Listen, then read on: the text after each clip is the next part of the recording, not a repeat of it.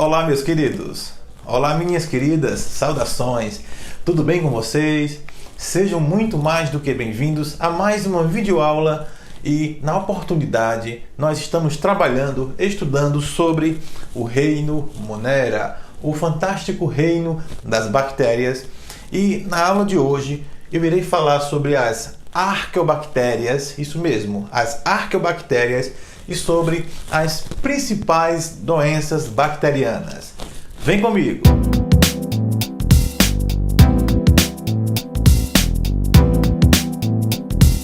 Ok, galera, desde já não esquece de se inscrever no canal, deixar aquele like para que nós possamos continuar esse trabalho maravilhoso para a produção de vídeos espetaculares com muito carinho, com muita dedicação para vocês. Então vamos lá. Essas bactérias aqui, as arqueobactérias, são as bactérias pau de dar em doido. Mas por que essas bactérias são pau de dar em doido, professor? Vamos conhecê-las? Arqueobactérias são bactérias primitivas, ok? Então, em uma das videoaulas que nós já trabalhamos, eu apresentei para vocês este cladograma aqui. E esse cladograma aqui, ele divide os três grandes domínios. O domínio das eubactérias, que são as bactérias verdadeiras, das arqueobactérias, que são as bactérias que a gente vai trabalhar hoje, e os eucariontes, que são o restante de todos os organismos que possuem uma membrana nuclear, uma carioteca. Ok? Então, essas arqueobactérias, como o próprio nome diz, são bactérias extremamente bizarras, são bactérias antigas. Arqueo deriva de coisa antiga, bactérias primitivas, possivelmente as primeiras bactérias, possivelmente os primeiros seres vivos que por aqui, eu não vou dizer pisaram os pés, que eles não têm pés, mas possivelmente sejam os primeiros seres vivos aqui desse belo planeta conhecido por planeta Terra. Então, essas arqueobactérias são didaticamente divididas em três grandes grupos. As halófitas, eu vou aqui marcar para vocês. Número 1. A número 2, as metanogênias. E 3, as termoacidófilas. Que coisa legal! Que coisa legal, né? O mais legal ainda é de vez em quando quando eu saio do quadro da tela. Isso fica maravilhoso, né? Somente aqui no canal Biologia Popular. Então vamos lá, galera. Quem são as bactérias halófitas? Esse nome aqui esquisitos, são bactérias que vivem em águas perdão, extremamente quentes, extremamente salgadas. Isso mesmo. Essas bactérias, elas adoram sal. Elas adoram ser temperadas com aquele sal, daquele modelito. Então, essas bactérias aqui, halófitas, elas adoram água salgada. Ei, mas não é qualquer sal não. É uma concentração extremamente alta de sal. Com temperaturas aproximadamente de 35 a 50 graus Celsius. Ok? Então, essas bactérias são bactérias extremamente resistentes, são bactérias que vivem em água salgada. No Mar Morto, todo mundo já conhece o Mar Morto, não, pelo menos não presencialmente, mas o Mar Morto ele é considerado uma região ali sem vida, mas será mesmo que não tem vida?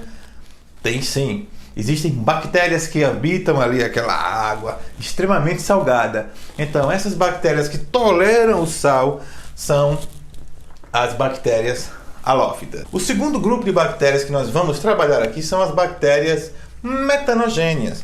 Metanogênia lembra metano. Então, são as bactérias que vivem, que produzem o famoso gás metano, que é um gás extremamente CH4 reativo.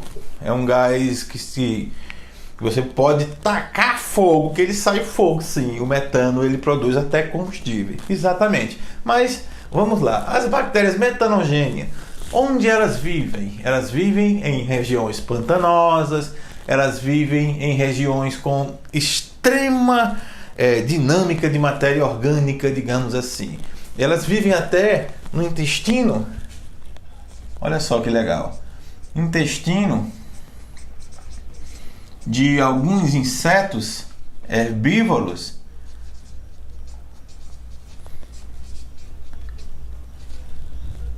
e alguns animais vertebrados herbívoros. Boi, vaca, por exemplo, né? Essas bactérias ali, elas vivem ali no intestino e produzem um gás metano. Por isso que nas fezes de vaca, nas fezes de boi, o gás metano é produzido. E esse gás metano ali, você pode aproveitar aquelas caquinhas, aquele cocôzinho de vaca, de carneiro, para produzir o quê? Produzir energia. Existem empresas que produzem reatores, produzem usinas em fazendas de gado leiteiro para esse tipo de finalidade. Aproveitar o gás metano e produzir, gerar energia. Energia limpa e barata e eficiente para você através dessas bactérias aqui, as bactérias metanogênicas, certo? Mas o que é que elas fazem aqui no intestino dos insetos e dos vertebrados? Elas digerem a celulose. A celulose, que é um carboidrato presente nos vegetais, quase que não sai.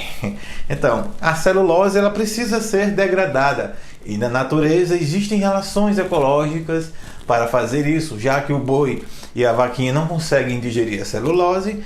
Esses carinhas aí, essas bactérias, elas fazem esse serviço para os animais herbívoros. Então, elas produzem o famoso gás metano dessa forma. E para fechar aqui, a nossa terceira e última classificação aqui para as arqueobactérias são as termoacidófilas, né? Termoacidófilas. Termo significa temperatura, então tem a ver com alguma coisa quente, alguma coisa fervente, quente, exatamente. Essas bactérias conseguem viver em locais extremamente quentes, que só elas mesmas aguentam. Eu falei para vocês na nossa primeira videoaula sobre os moneras que essas bactérias existem em todos os lugares e com certeza existem. Vocês estão presenciando isso aqui. As termoacidófilas vivem em lugares extremamente quentes. Elas fazem o que? A maioria metaboliza o enxofre. Metaboliza o enxofre. Exatamente. Vivem em lugares extremamente quentes. Podem ser autótrofas e podem ser heterotróficas. Você pode encontrar bactérias termoacidófilas até em vulcões. Então, são esses três grupos aqui de arqueobactérias, ou seja, as bactérias que estão aqui neste lindo cladograma para vocês, dos três grandes domínios. Elas são tão bizarras, tão diferentes, que elas compõem um domínio conhecido por arqueobactéria. Vou falar aqui um pouco sobre as doenças bacterianas. Existem muito mais doenças, mas por conta do tempo, para o vídeo não ficar tão longo e a gente colocar muitos e muitos palavrões aqui no quadro, eu vou falar aqui das principais doenças. Tem muitas aqui, mas são bem interessantes. Vamos lá então. Vamos falar sobre a primeira, a peste negra. Será bem rápido, gente, não será assim tão muito aprofundado, porque são muitas. Peste negra é uma doença conhecida já, uma doença que tem um contexto histórico que nós já conhecemos desde a época das grandes navegações, das colonizações, quando essa doença chegou aqui no Brasil. Então a peste negra nos navios negreiros é uma doença bacteriana. Leptospirose eu esqueci de falar. A peste negra é transmitida através de ratos, ok? Coloquei na sequência aqui a segunda, a leptospirose. Essa leptospirose, ela é uma doença bacteriana transmitida através do xixi dos ratos, exatamente. Mas as pessoas às vezes pensam, todo rato tem leptospirose, todo xixi de rato tem leptospirose. Isso é uma grande mentira. Primeiramente, o animal ele é um vetor, ele precisa estar contaminado. Mas como é que acontece isso? Pouca gente fala isso. As bactérias se adaptaram para um tipo de órgão especial do nosso sistema urinário, que são os rins. Então essa bactéria se adaptou para os rins dos ratos. Quando os ratos estão contaminados, as bactérias vão juntamente com a urina, que é filtrada nos rins, ela passa e vai diretamente na urina dos ratos. Cuidado com alagamentos, com latas de refrigerante, com água mineral sem ser lavado, pois esses ratos adoram passar por aí em cima de mercadorias, e às vezes deixam lá o seu xixizinho, o seu cocôzinho, quando geralmente se alimentam. Então essa é mais uma doença bacteriana. Febre maculosa é uma outra doença bacteriana transmitida, é uma doença rara inclusive, transmitida pela picada, não sei se posso dizer assim, mas a picada do carrapato. Então o carrapatozinho lá, o artrópode, pode contaminar assim com a febre maculosa. Tuberculose e pneumonia, eu coloquei as duas juntas aqui sistematicamente porque são doenças que atacam o sistema respiratório. Então são mais duas doenças aí bacterianas extremamente comuns que acontecem no nosso dia a dia aí com muita frequência. Ok, gente? Então vamos lá, vamos continuando aqui. A próxima doença bacteriana é a famosa cólera. O cólera, exatamente, transmitida através de quê? De água contaminada. Por isso que é sempre importante a gente ferver bem a água antes de consumi-la, para evitar pegar o famoso cólera, para evitar dores abdominais extremas, problemas gastrointestinais. Então essa é a bactéria do cólera. Sífilis e gonorreia, deixei aqui juntinhas sistematicamente porque elas são duas DSTs. Exatamente, são doenças sexualmente transmissíveis. Essa aqui é interessante. Existe uma bactéria chamada